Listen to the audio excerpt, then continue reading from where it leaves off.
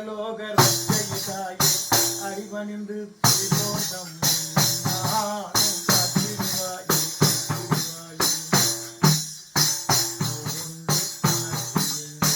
அர்ச்சனைகள்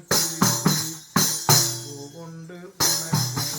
அர்ச்சனைகள் குறையாவும் திட வேண்டும்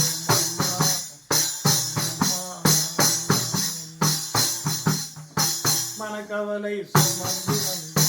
மனவாரம் தீர்த்திட வேண்டும் தாயே உன் அருளை தந்து